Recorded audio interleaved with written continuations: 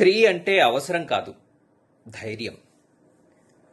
రామునికి సీత మైథిలి, కృష్ణునికి రాధ, ఈశ్వరునికి ఈశ్వరి, మంత్రపఠనంలో గాయత్రి, గ్రంథపఠనంలో గీత, దేవుని ఎదుట వందన, అర్చన, పూజ, హారతి, ఆరాధన, వీళ్ళందరికీ తోడు శ్రద్ధ.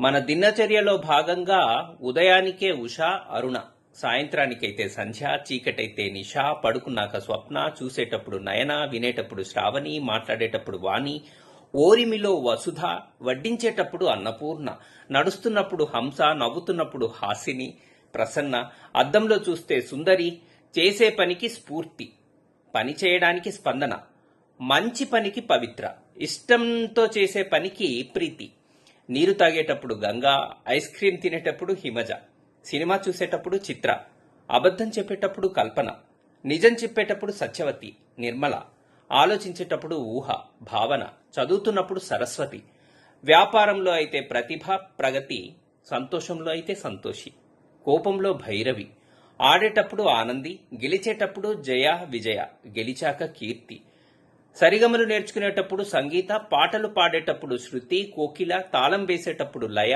సాహిత్య గోష్ఠిలో కవిత, నగరాన్ని కాపాడుతూ ప్రకృతి, జీవిత గమనంలో మనతో అయితే విద్యాభ్యాసంలో విద్య, సంపాదనలో లక్ష్మి, చేసే వృత్తిలో ప్రేరణ, పనిచేసి వచ్చిన తర్వాత శాంతి, చిన్నతనంలో లాలన, మధ్య వయస్సులో మాధురి, జీవితాంతం జీవిత గమనంలో అలుపెరగని ప్రవాహినిగా సరిత.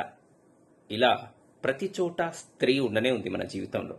అందుకే బాస్, స్త్రీలను గౌరవిద్దాం, మనని మనం గౌరవించబడదాం.